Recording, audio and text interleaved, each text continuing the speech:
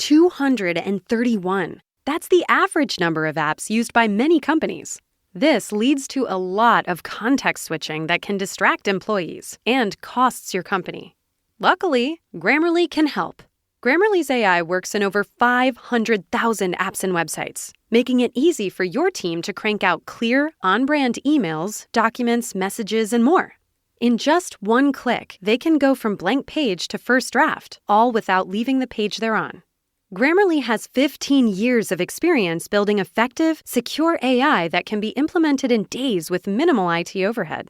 It goes beyond basic grammar to help tailor writing to specific audiences, whether that means adding an executive summary, fine-tuning tone, or cutting out jargon. Join 70,000 teams who save an average of $5,000 per employee per year using Grammarly. Go to grammarly.com/enterprise to learn more. Grammarly, enterprise-ready AI.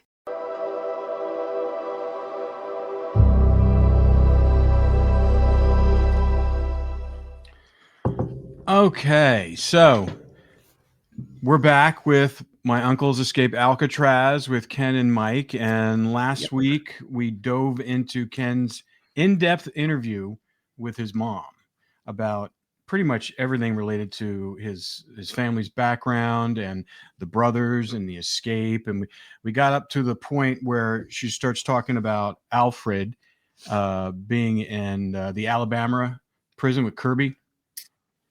Kilby prison, which he didn't like, but that he was made a trustee, and you were like, there, you guys were both perplexed when you were talking about him being a trustee. But just wanted to kind of get your viewpoints, Ken and Mike, about from last week. You know, what are some of the things that I know you've heard this story from your mom before, but did anything new pop up when she's talking about this? I mean, we're going to dive into more of her interview, but like, were you surprised at anything else that because like you never really remember? Yeah, I was. But probably the most revealing piece to me was how she brought Uncle Man into the storyline, and about how that his communication with them was part of this secret code. Mm-hmm. That he had the ability, just as John, Clarence, and Alfred did, to communicate with them without really kind of saying anything. Whether it be word, code that they were using, drawing lines on something, or how they said something, he had that ability to do it. And he was the one, him and his wife were the ones that wrote all the letters that went to John and Clarence. So there's no telling what he told them in those letters. That was surprising to me. Yeah. How about you, Mike? The one thing that she said that I thought was an interesting revelation, and we talked a little bit about last week, was that she was aware that after the bank robbery, they went to Ohio because that's where Helen's father was living at the time. Mm-hmm. But their real intention was to go to California with their wives and girlfriends. So they were not planning on coming back, or at least not for a long time if they were ever going to go back, but they were going out west. So again, the question is, what was out west for them that they would want to go to? And, as we've talked about in the book and in previous episodes, it's most likely Mickey Cohen and what he was offering them. Yeah. It was interesting. We were rewatching. I don't know if you've seen that one show, The Offer, about the making of The Godfather. On it's like there's, because they had to deal with the mob while they were making The Godfather. They were like, they had to negotiate with them. They had to get their blessing, and Mickey Cohen's name came up a couple times, which I thought was interesting. So I thought that was kind of now it's like we've been talking about him for months now, but I was like, he was actually involved in the behind the scenes of, because they had Joe Colombo was on the East Coast. He was running the part of the East Coast mafia. And there was in the beginning when the mafia didn't want them to make The Godfather. They thought it was going to be disparaging. And, Frank Sinatra was even putting down, says that this is an attack on Italian Americans. And so Joe Colombo called Mickey Cohen to send a warning to the producer, Albert Ruddy, out there, and they shot up his car as a, so, which I thought was, it was very interesting to hear that connection even back then. And that was like probably right after he got out of Alcatraz. Right. So that was interesting there. But let's dive back into your mom's interview. We still have, a little bit more to talk about. So we're picking up here right when you guys are talking about Alfred in prison. So Uncle Man's not the only people that visited Alfred in Kilby. Tell us about the story with you, my dad, me, and my sister going to visit Alfred. We did. In December of 1963. I wrote and told him we was going to bring Christmas dinner to him and share it with him. And I made a cake for him. He wanted me to make a cake. I did. So we were staying in Colquitt. We left Colquitt and went to see him to spend Christmas with him. And they assigned us to a special picnic table. Was it outside the prison walls? It was, no, not the walls. Okay. It was in the yard. It was in the yard. Prison yard. So there were a lot of other people visiting their boys in there too. Mm-hmm. So they told us which table we were to sit at. And we'll always believe that table was bugged. Always. So we took the lunch after they went through and tore up my cake looking for a saw. I mean, they tore it up, but we still ate it. And we spread lunch there on that picnic table. And there was this guy walking around in the yard there taking pictures. Mm-hmm. And so we motioned for him to come over and take a picture of all of us together. Mm-hmm. So that's where the picture come from. He took our picture, and we all just sit there and talked, And Alfred told us a lot of stuff about the horse, and that he had let Man have it. That Alfred got it in the mail while he was in Kilby, and he knows Clarence made the horse. He said it had to come from Clarence. No return or anything on it. See, it was just sent to Alfred. But Alfred knew that Clarence made wallets, and he made a lot of stuff in the prison and sold it to other prisoners. And so he told us, Alfred told us, I know where the boys are. As soon as I make parole in 3 months, I will go where they are. And like I said, that table had to be bugged because he didn't even live to make parole. January the 11th, he died. And they were also now treating them with this LSD or whatever you call it, checking some of the prisoners. The ones that volunteered would make parole quicker. Mm-hmm. And Alfred got in on it because he really wanted to get out. He knew where he was going to go. Her memory is incredible. Mm-hmm. I mean, it's so crystal clear about that. Yes. I'm sure because she imprinted it in her mind as the last time she saw her brother. But I think it's really the details even that she remembers. It's amazing. It is, and she's told me that story so many times. I used to look at that picture when I was young because she used to have them in the albums. And she always used to tell me about the story, us going out to Kilby Prison. It was me, my sister, my older sister, my mom and my dad, and we sat at the picnic table. I always thought she said it was outside of the walls, but she said it was inside of the walls. I do remember them saying, and even my dad before he died, telling me how that they just thought it so strange because when they got there, they said, okay, you're going to this picnic table. It was like almost the furthest one away from anybody else. And they're sitting out there and, here comes Alfred out the door. They have lunch with him, just talking. Me and my sister are playing around them. And, Alfred tells both of them that he had contact with their brothers. He knew where they were at, and that if he made parole, which was coming up, it was actually, the parole hearing was actually in, I think, the first part of February, from what we found out, and that if he makes this parole, this would be his second parole hearing, that he was going to go join them. And so, as my mom said, he never even made it to his hearing. Literally a month later, less than not even a month. It was actually a week and a half later that he is killed.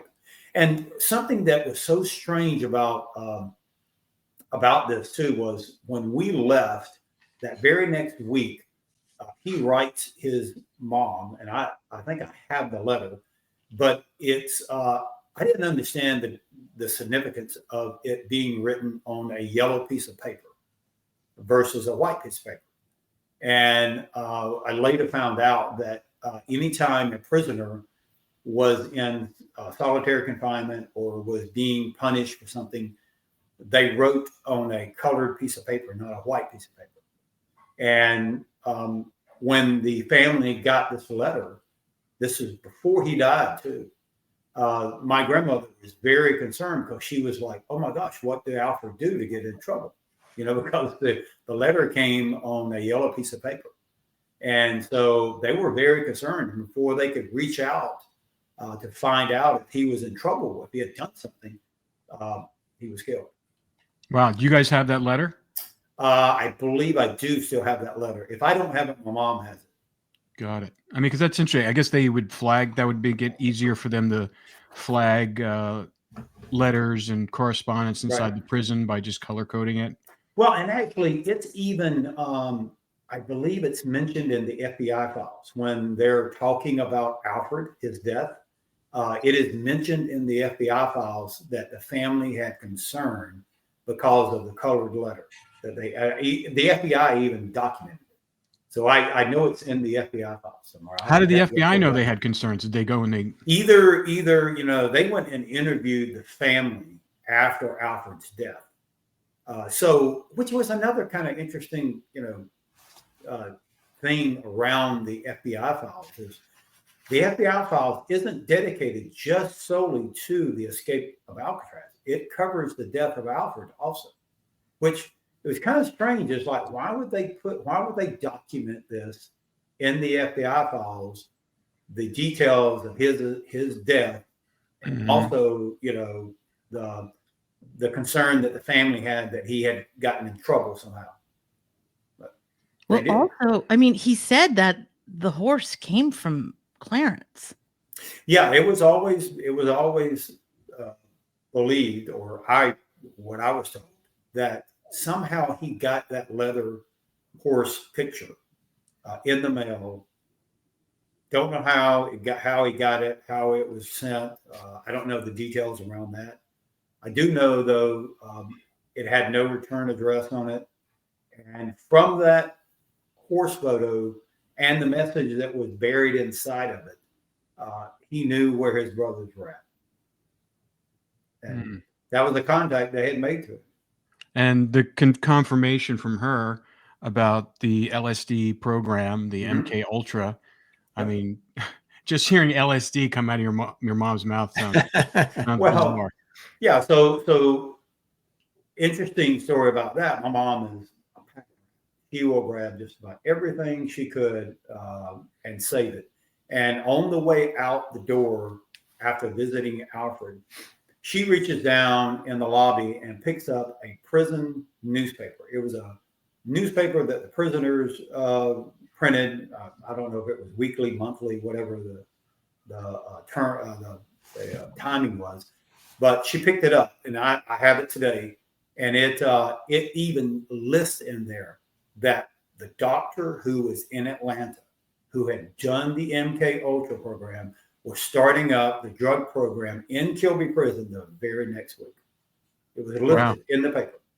So So do you think he had already participated at that point before it? Because you said it's only a few weeks afterwards. Do you think they probably gave it to him right away to try to get him? We do know that he participated in the program in Atlanta.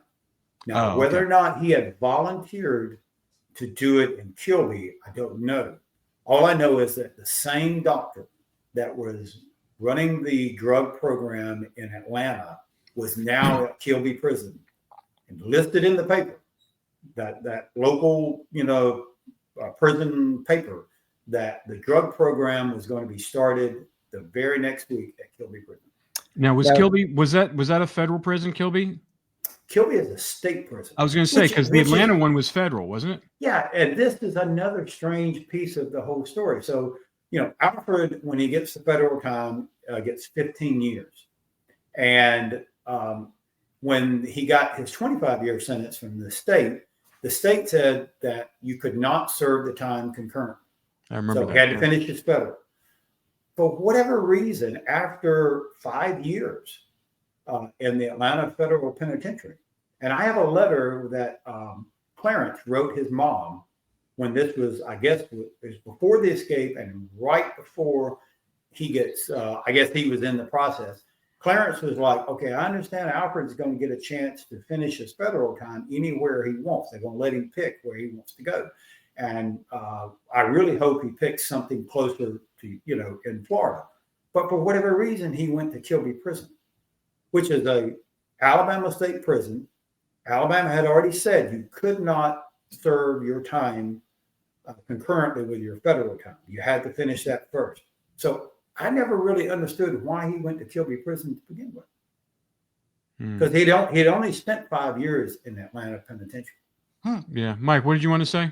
Oh, I was going back to MK Ultra when Whitey and Ken were writing to each other. Whitey goes into a lot of detail about also being in the MK Ultra program. He volunteered for it for the same reason, for a reduced sentence. But in Whitey's case, he talked about how it really messed him up. He just had night terrors. When he was out of prison, he'd sleep with a gun under his pillow because he was afraid people were going to come get him. A lot of paranoia. He wrote a lot of letters from prison after he was recaptured for being on the run for 16 years. And he talked about he almost killed his girlfriend because she was in the room and he thought she was coming to get him, kind of a thing. When he was writing his letters, he wouldn't sleep. He would only sleep like a couple hours a night, he said, because he just couldn't sleep because of what MK Ultra did to him. And they were giving him massive doses. They weren't giving him like, your regular kind of dosage. They were basically guinea pigs. Well, exactly. And, we don't know how Alfred suffered from that. He never talked about it, at least not to his family, but he looked back on that and just had nothing good to say about MK Ultra. It really turned him into a whole nother person. Yeah.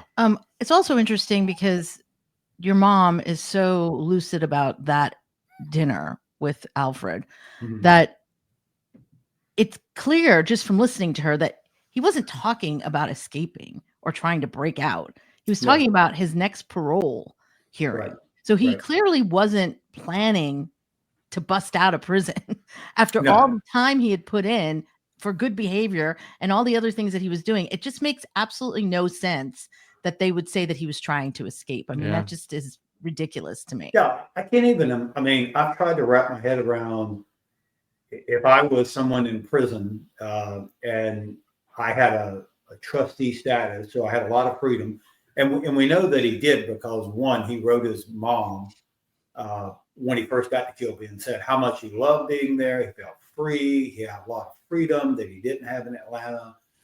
And if you're coming up for a parole hearing in just a few weeks, why would you attempt an escape? Now, I can understand if you went to the parole hearing and they turned you down and you go, okay, now I got a long sentence, maybe now I will try it. But why would you try it prior to even at least finding out whether or not you could walk out the door free? Yeah. It makes no sense. And if he was whatsoever. It makes no sense. And if he was going to tell your mom that he's going to go find Clarence and John after he gets out, right? He was that honest with her, like, this is what I'm going to do. If he was planning to bust out, he would have told them. He would have given them some kind of clue. Yes, he wouldn't have just done it. And it makes no sense. It's illogical. Yeah. Okay. All right. So at some point in time, they send Alfred home, because my understanding they kept him for like several weeks before they ever sent him home. This is after his death. Yeah. And Uncle Man is called by the funeral director to come down and ID the body. They sent him in on a train. Tell people what Yeah. what he said about his brother. Whenever the body got to the funeral home there in Ruskin, and man went down to identify the body, the man said he's been electrocuted. So the coroner at the funeral home told man, he said, this body was not electrocuted. This body was beat to death.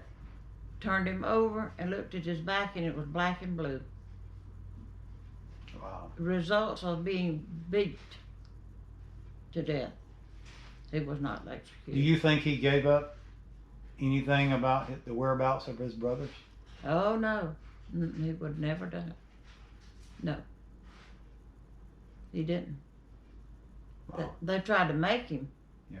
But he didn't. Never told it. So so now after Alfred has died, and did anybody in between the time that Grandma died in 72? She died in 1972? She died in 73. 73. Okay, She that's was right, 70. 73. She was 72 years old, but she died in 73. So in between the time that John and Clarence escaped and Grandma's death in 1973, did your brothers ever try to reach out to anybody? Did anybody ever hear anything from them? Well, Man and Billy told this, and they were living there at the time. They learned about it the next morning. Billy did. Man already knew it. That them boys come to the bedroom window that night, knocked on the window, woke Mom and Daddy up to let them know we are up. So, Okay. Yeah, I've heard this story from my Aunt Billy. And this was not like right after the escape. This was after the death of Alfred. I don't remember. It was sometimes, it wasn't like right after the death, but according to what we were told, and at the time we didn't know who Fred Breezy was, but we were told that Fred Breezy flew them wherever they were at. I don't know if they were still in Mexico and they were on their way to Brazil, or if they were already in Brazil and he went down there and got them. But we were told, I don't know how true it is, that he flew them back to Florida, and they went to the house, never went into the house, knocked on the screen window, and both of my grandparents went to the window. They told them that they were fine, that they were going to, be leaving for good. They would not be seeing them again, but they wanted to let them know that they were fine, that they did not drown. How true that? Now, my grandparents tell my Aunt Billy and my mom, for some reason, I don't know if maybe she's had a conversation with my Uncle Man that I didn't, and she never shared with me, but undoubtedly she believes that Uncle Man already knew about this. So, how true it is it that they showed up at my grandmother's funeral dressed as women? I don't know. I didn't see them. why would they lie? I can just go based upon stories that I hear. But that's the thing. Or have heard. There's no reason for them to make that up. Why would they make that up? There's not. No, there's not. So I believe it's very possible that happened. yeah, especially since back then it wasn't like now where we're trying to find answers there, Right. and we're trying, it back then it was all cloak and dagger. It's all like they're not sharing that that information is being shared between 4 people only on the planet. Right. Going back to Alfred for a second. So he tells your family that he's going to go see the brothers when he gets out. So if they were bugging the table, which most likely they were, obviously they wanted to know where the brothers are. So it makes sense that they would have tried to beat it out of him. Yes. Well, Mike has a very good theory as to what probably could have happened, and this is kind of like how we wrote it into the book. So, Mike, you want to share what you think probably happened?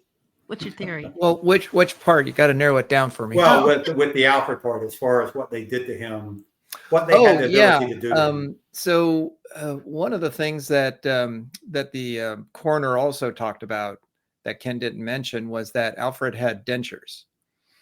Well, Alfred didn't have dentures. And so, and the reason that's important is because not only was he beaten, but of course he was also electrocuted. The prison was not denying that when he supposedly went out the window with this other cellmate and in the escape, the electrical fence or the fencing around the prison was electrified. He touches it and he's electrocuted and dies. And they find him, halfway out the window, still kind of prostrate on the ground or laying down kind of thing. Well, they also had the electric chair at Kilby Prison. Mm-hmm. And it was known that the administrators, the guards, would sometimes either show the prisoners the electric chair as a form of intimidation, or sometimes they would put them in the chair and kind of turn it up a little bit. If they were trying to get information or trying to correct bad behavior, they would use it as a tool to do certain things. So it's likely or possible that in their interrogation of Alfred, to try to get him to reveal where the brothers are, they put him in the chair and they turn on the electricity and they turn it on too high and it kills him. Mm-hmm. Now, what happens when somebody gets electrocuted, it's sort of like, you have ever seen a boxing match and the boxers put that little mouth guard in their mouth? Well, they do the same thing for inmates or condemned people when they're going to be electrocuted to death. They put it in their mouth because, the electricity, your muscles twitch. And so if you don't have that mouth guard on, you're going to smash your teeth together. They're going to break. And so in the FBI report, it talks about how the family was asking for the body and they kept delaying the body to them. And the family was very upset about why are you not sending the body to us? After he was already declared dead, it took several weeks for them to finally get Alfred. Well, what is likely to have happened, because they said they kept, I forget the phrasing that they used, but they had to prepare the body or reconstruction surgery on him. Yeah, there was some kind of a thing that they had to do first before sending the body, which is, I don't know what that means. What is more likely to have happened was they had to get the dentures for Alfred created, which probably took a couple of weeks, and then send him back and just sort of pass it off like, oh, this is normal. This is just how he is. He has dentures when he didn't have dentures. So that's very. Yeah. Well, so now when we did the 2015 History Channel show, I told you after we exhumed Alfred, they did a complete X-ray of him.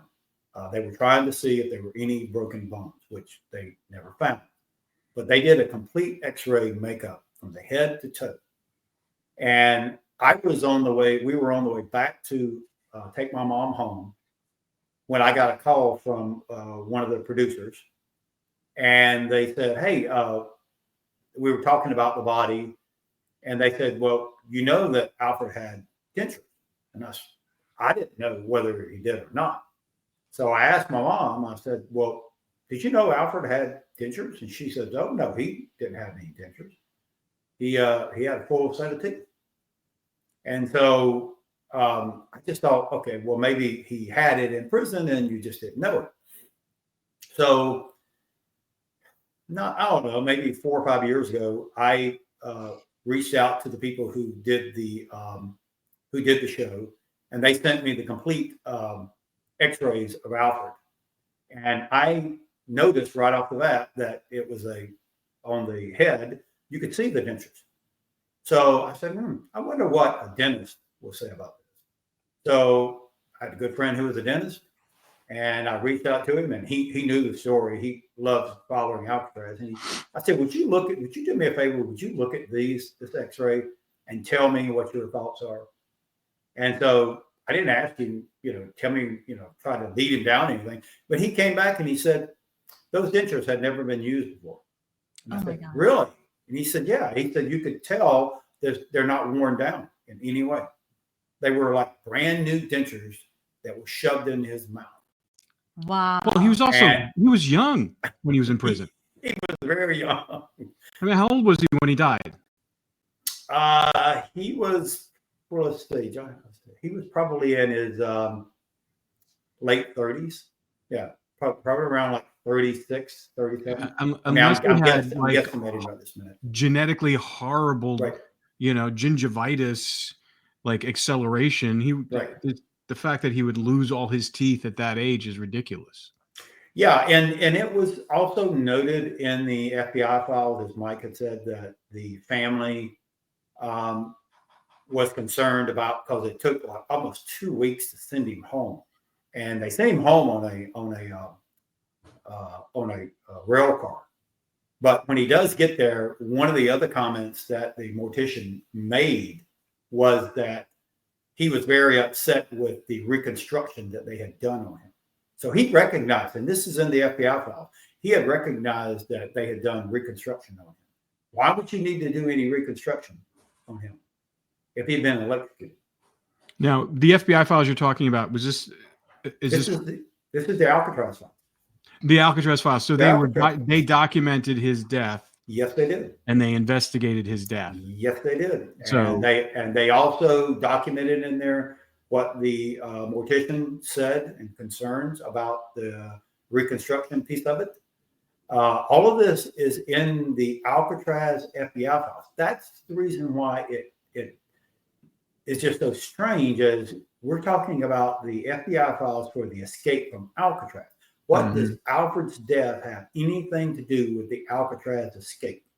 And then because he knows where they were. Yeah, you're exactly right. And they beat him to get it out of him. I mean, it's documented in the FBI files. Yeah, yes. And what you said before is that all those files related to Alfred and anything to do with that prison don't exist anymore.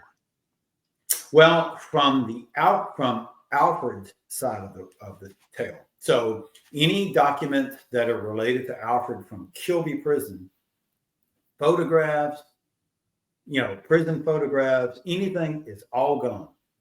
Anything with him in the Atlanta prison, I petitioned them many times and they say that it doesn't exist. So whatever happened to him, I don't know. But now what was recorded by the FBI around the Alcatraz escape, somehow they thought it was important to put Alfred's death, the details of it, in the Alcatraz FBI files. And that's where it's documented. Well, it sounds like there might have been somebody in the FBI that was doing their job. You would think so. Because that doesn't, because if it was a full-blown cover-up, why would they even bother even mentioning that, know? Well, you go back to, like I've said previously, the FBI interviewed every prisoner in Alcatraz, every prisoner that John and Clarence ever had any interaction with at Leavenworth, Lewisburg, even some of the state prisons. They interviewed all the family members, immediate family members, all relatives and everything. There is not one documented. If it's there, it's not included in that 17 volumes. They never interviewed Alfred. Now, why would you not interview Alfred?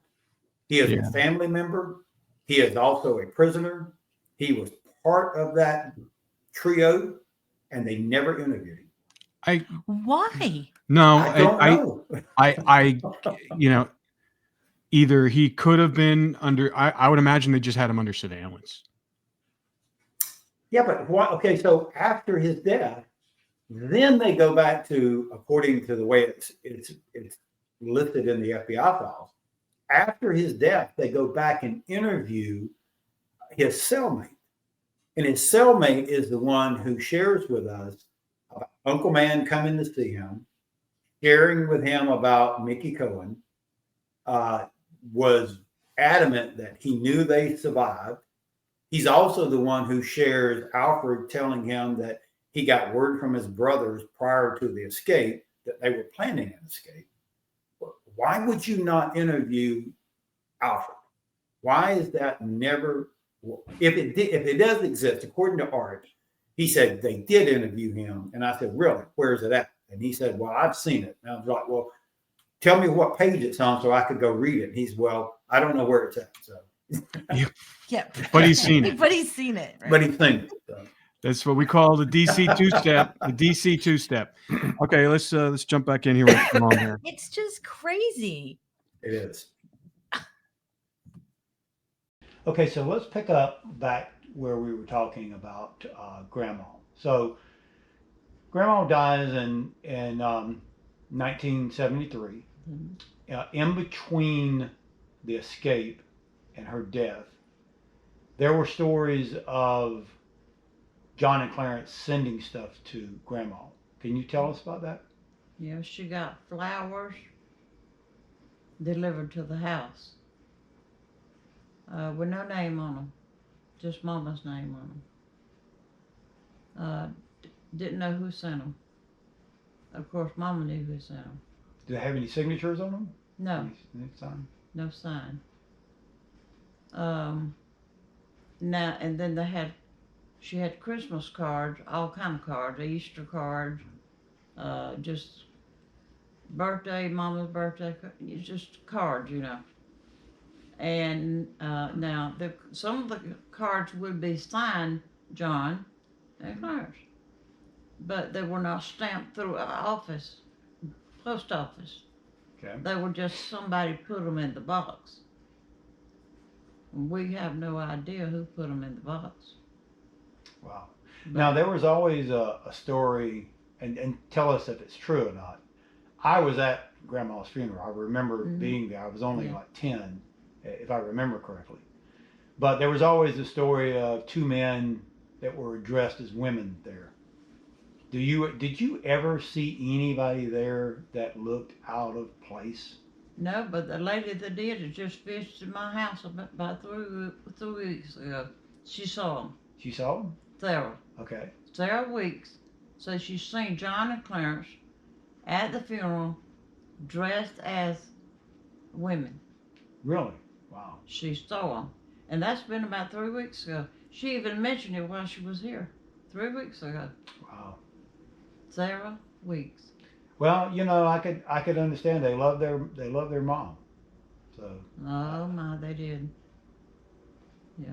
They So then you kind of fast forward a little bit more, and Granddaddy dies, did. and I believe 88 or 89. 89. 89. Mhm. There was a story of two men who showed up there at that funeral too, right? Absolutely. The girl you seen on that screen there a while ago, I think it was his name. This girl's name was Shirley Mays. Mm-hmm. Okay. Her mom and dad, now Shirley Mays is the one that dated J.W.'s son, but not very long. But her mom and dad on the motel there in Ruskin, and she was very capable, they were, of telling the truth about anything. But Sister Johnson was her name. She was at the funeral home and she was standing there talking to some of the men in the funeral home there. And we all went to church together, same church. And she told the men there after them, she seen John and Clarence come in. She said she knew it was them. They had hats on, they had beards, they had overcoats, long coats. And she said that they went down and visited the body of Daddy. They didn't sign nothing. They didn't take their hands out. They just had their overcoats on. Walked in, went down to see the body, stayed for a short period, come back and left the same way. And they were not there for the funeral. No, they were not there for the funeral. Wow. The same two were together. So let's talk about Uncle Man for a minute. So, of all of the brothers that knew John and Clarence and Alfred, would you say that Uncle Man was the closest to him? Oh, absolutely. They didn't ever tell my younger brother Carson anything. They didn't ever tell my oldest brother Rufus anything. It was always man. Did the family find it strange that after the escape, some years later, that Uncle Man would move to Texas, very Not very really. close to the border? We didn't think it strange at that time, but his wife's folks lived out there. Okay. Billy's parents lived out there. And man done heavy machine operating. You know, that was his job. He could do anything. And so he worked with that heavy equipment out there. But I didn't figure that it was strange that he moved out there. But he did tell my sister and her husband, he come out here one time, man did, on his van. He wanted to take me and Pop with him and Audrey and WC out to Texas. He had met some new friends out there. And they all went fishing together, way back in the woods on a creek. Well, me and Pop, we went out a place where we could go. Audrey and WC went. But now, Audrey stayed at Billy's folks' house. She didn't go with Man and WC down to the river to meet Man's new friends. We always thought it was kind of strange that Man had some friends that hadn't seen us or didn't know us. Of course, he added to it a lot of stuff. That he would want us to meet some friends that he met out there. He kind of painted the picture as if it wasn't them. But later on, we found out from Man that it was John and Clarence. After Granddaddy died, and even I guess as he got older and sick, and did the rest of the family kind of look to Uncle Man as like the leader of the family? Absolutely, he was the leader. So, and he was very protective of the family. Yes, he was. Very much. So, is it true? I think I remember hearing it from Uncle Man and maybe even you. Y'all had someone who wanted to write a book. I won't bring his name up. Sometimes y'all don't like to refer to him. But was it true that y'all had to get the okay from Uncle Man for y'all to do this? So when the family agreed to write this book with this individual, it was really it was okay if it was okay with Uncle Man. And I know he's pretty much kind of like the person that he was the leader. Okay, yeah, he was the leader. He was the leader. So, what did y'all think as a family years later when he brought an individual by the name of Fred Breezy to meet y'all? What did y'all think about that? Wow. Well, it was kind of strange. But then Man remembered the guy named Breezy from a swimming in the Alcatraz River. Mm-hmm. That's where Man's memory went to. And he started telling us who he was. And Rufus remembered him. Carson didn't at that time. But Fred Breezy come to Man's house there, and it was Man and Carson and Rufus lived in the same section there on not 15th Street, but that one running from the Mom and Daddy's house. And he was telling Man about the how he was how far it went back. Of course, Man already knew it. But he's telling Rufus and Carson that these boys swam with him at the Alcatraz River. Man remembered him then. Mm-hmm. And we did think it was strange that he knew so much about the boys. He was telling us about living in Brazil. And he flew an airplane. Mm-hmm. and he got in trouble one time with narcotics, drugs and stuff, and had to serve some time. But at this time he was out. He wasn't in prison. It was after he got out of prison that he come there and wanted to talk to the family about John and Clarence. So he met them in Brazil. He actually met with y'all twice, right?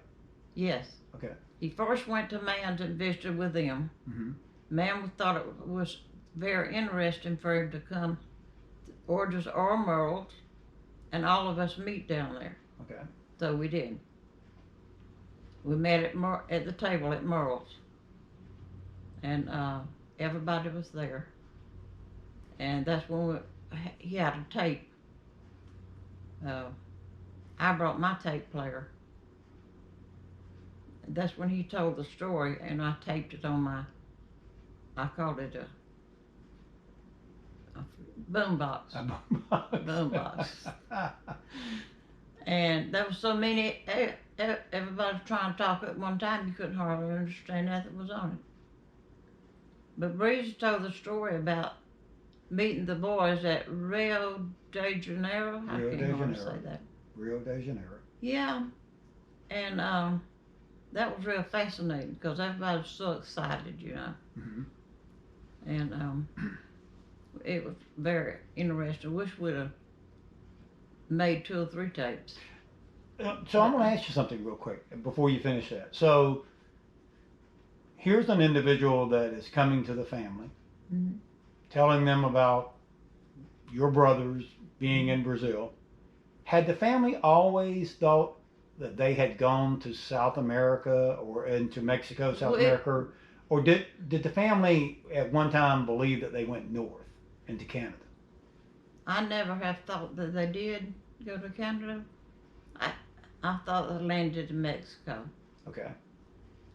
And of course, Breezy said that's where they went first from Alcatraz. Okay. Was into Mexico.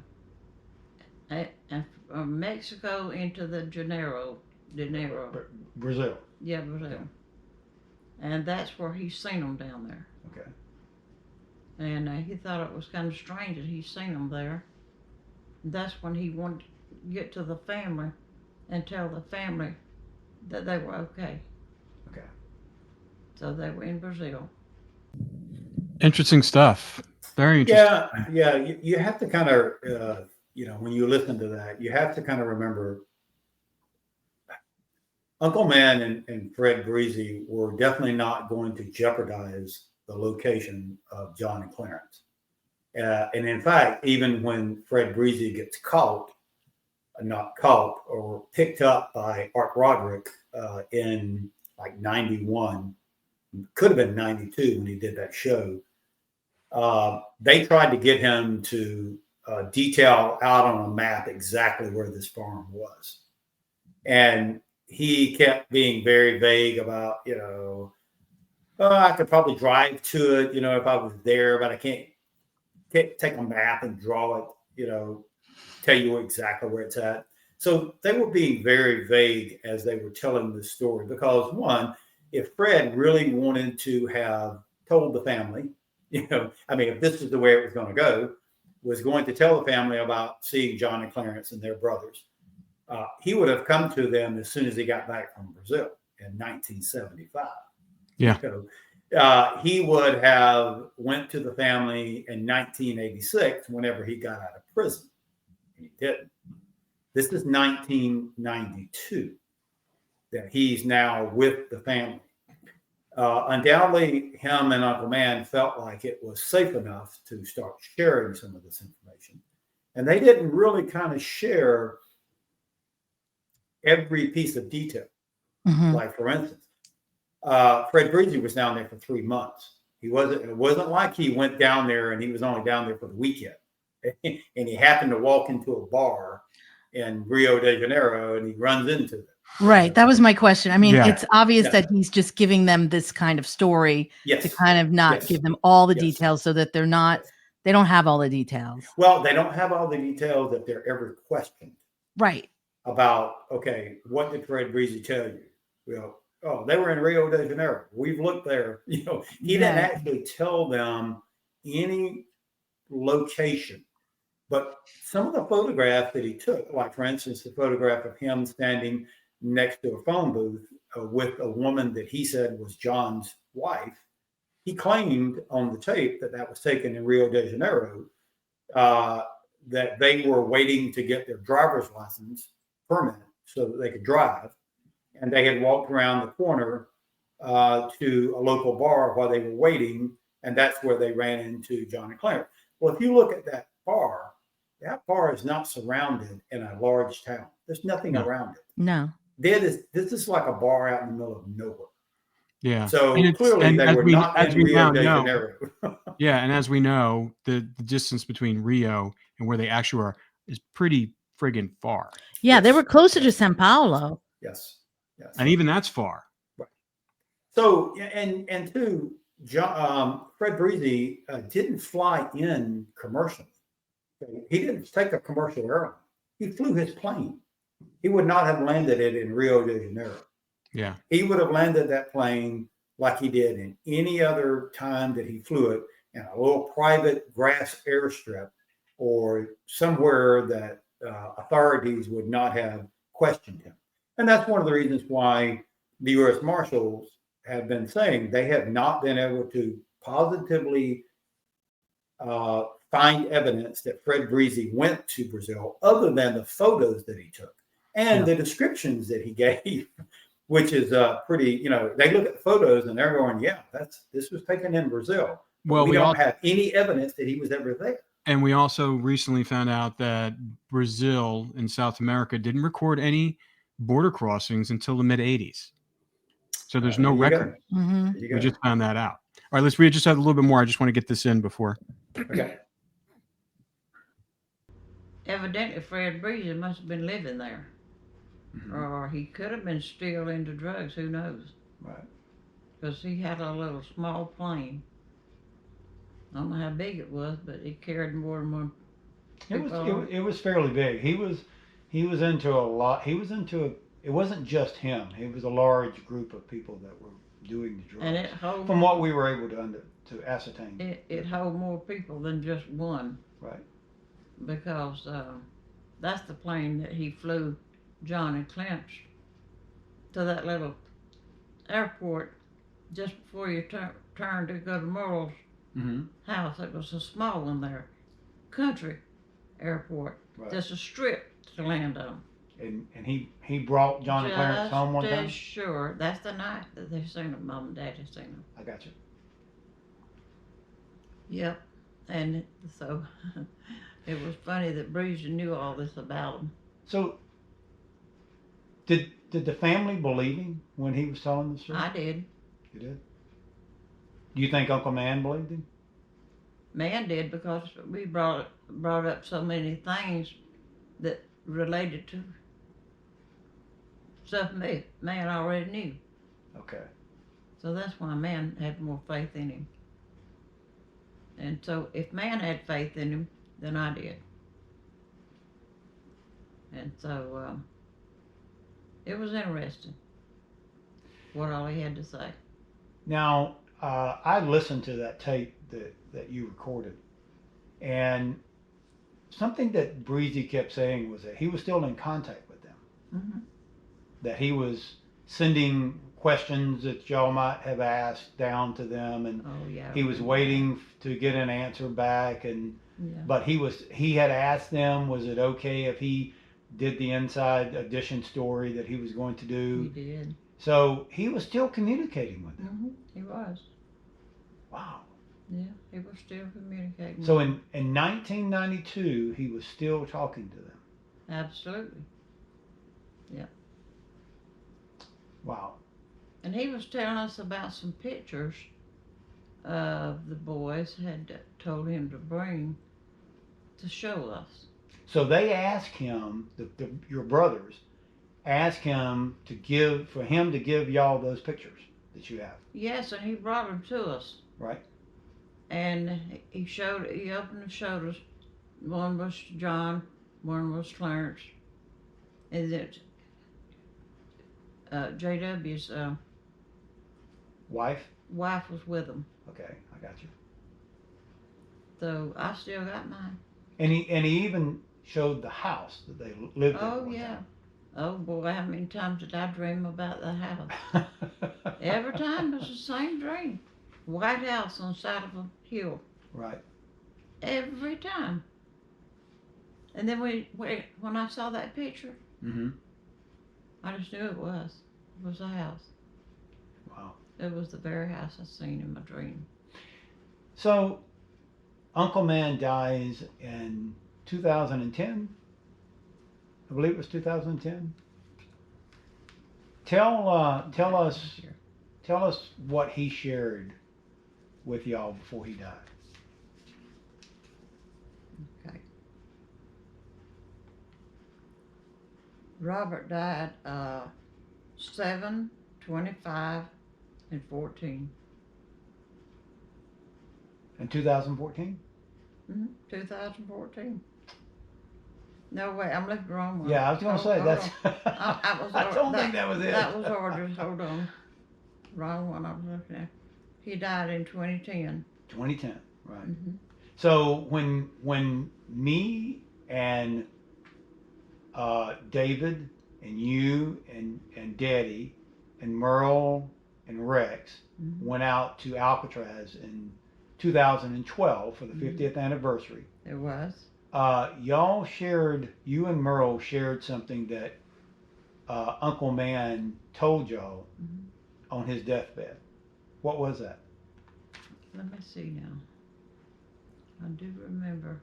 Actually, Merle was sitting there. She was actually there Mm-hmm. when he died. I believe he told Merle that the boys were still alive. And that he had been in contact with them? He had been in contact with them and they are okay. So he finally confesses to To one Merle. of the Merle. siblings. To Merle. Merle's the one told us about it. That man said, "Don't worry about the boy, they are okay." And that he had been in contact with them. He had been in contact. Mm-hmm. Sure Wow. did. So, what would it mean to you if one day we're able to either find one of them still alive, Mm-hmm. or we were able to find their children? Well, it would mean a lot to me. That I don't care about flying on a jet, but I might get on one. You would go to Brazil? Absolutely. Do you feel like in your heart that one of them could still be alive? It's very possible. If John was still alive, he'd be 96. Okay.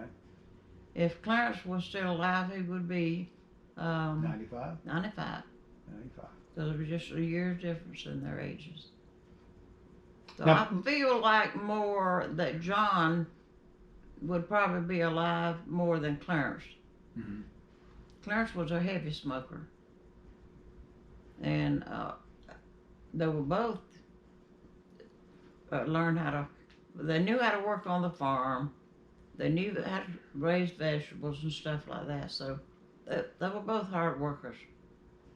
Good swimmers and hard workers. Would you like to meet your nieces and nephews if you could? Absolutely. Yes, I sure would. And if I got a chance, I would. So, if you could say something to them right now, what would you tell them? I would say it's very exciting to hear that John and Clarence had family that we never met, but we would love to meet them. That would be something. That would be a great reunion. A great reunion. Yeah. Only two of us left, but I'm sure I could get Merle on the jet with me. She'll hear about it. She won't go. Yeah. Well, maybe we can make that happen before. Wouldn't that be nice? Before it's all over with. Wow. That's a lot to look forward to. It is. Yeah. She's so cute. By the way, Ken, great interview. Seriously, Ken. Oh, thank you. Really Fantastic good interview. Thank interview. you. Really good interview. So sweet. Oh my God. You just want to squeeze her. She's so cute. I know. It just it's so hard. It's like you're kind of reliving it through her eyes when you hear it. It's just Right. we were talking to Cindy was mentioning it the other day. It's almost like the beginning of Titanic, when they're talking to Yes. the old Yes. woman, Yes. and she's recounting, Stories. the stories and these historical stories that just, and a mystery that just like the Titanic. I mean, we know a lot about the Titanic, but like just the people on it Right. and stuff like that. Just it's family history, but it's also international history as well.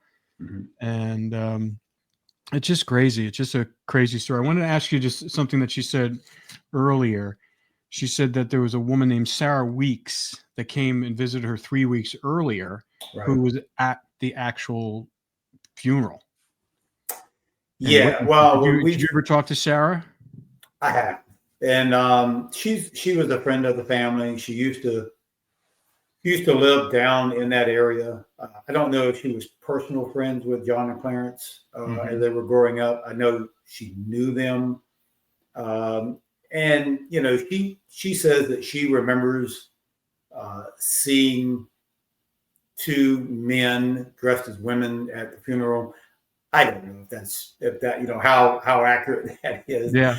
I will say this: I used to always doubt that probably happened.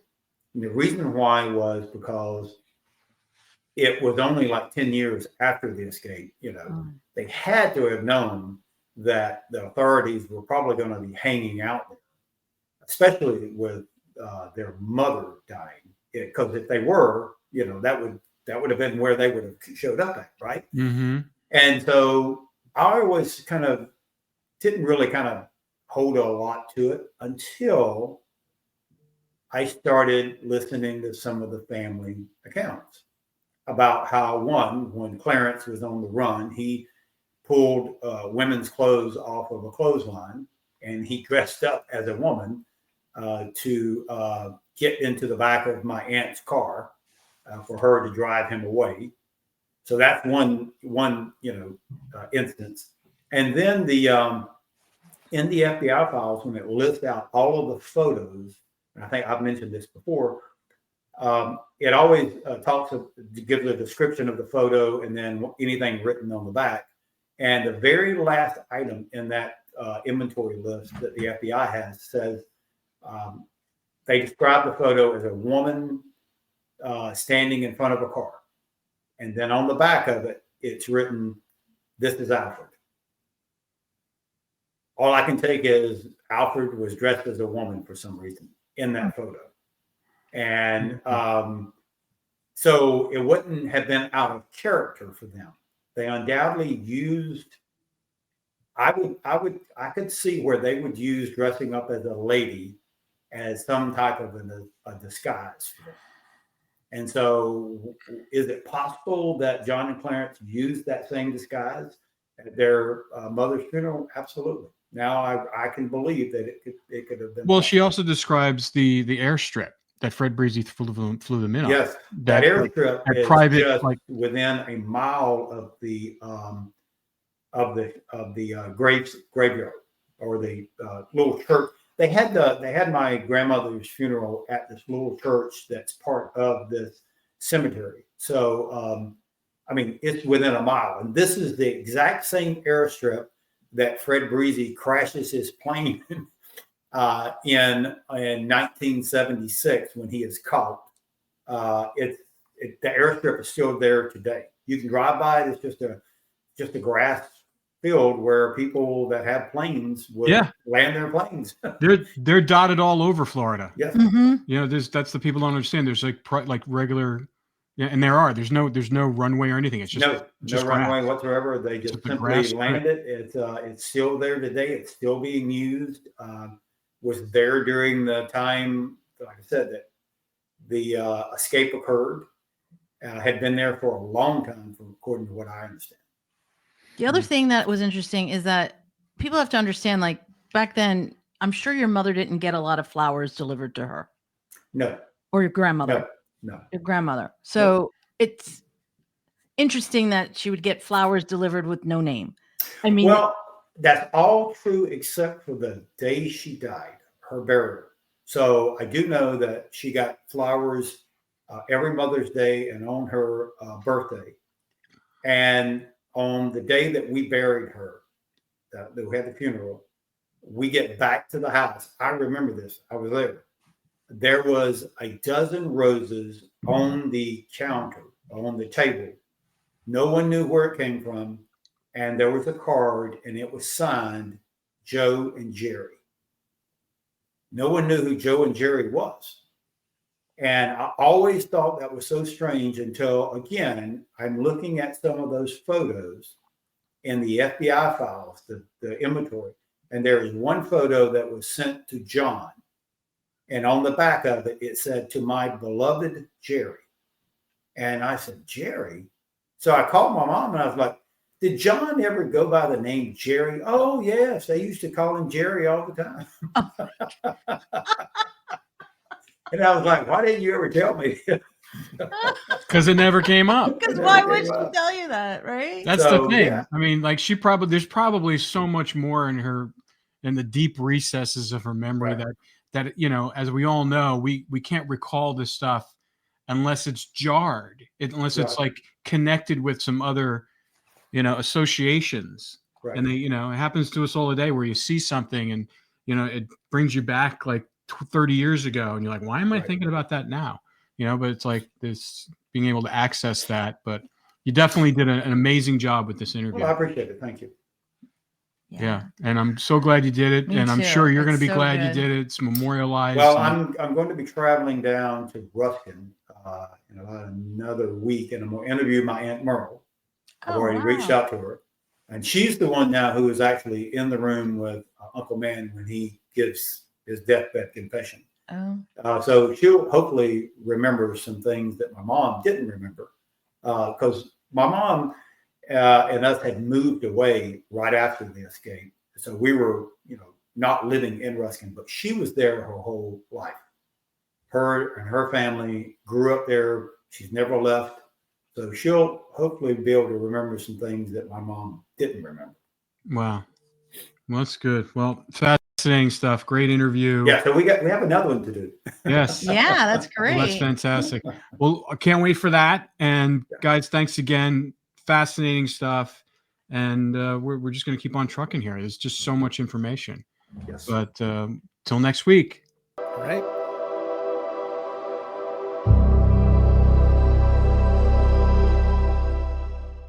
How do you feel when you switch to Geico and save on your car insurance? It's like going to work on one Thursday morning and thinking to yourself, just one more day until Friday. But then somebody in the elevator says, "Happy Friday!" Then you check your phone quickly and discover today is actually Friday. So yes, happy Friday, random stranger in the elevator. Happy Friday indeed. Yep, switching and saving with Geico feels just like that. Get more with Geico.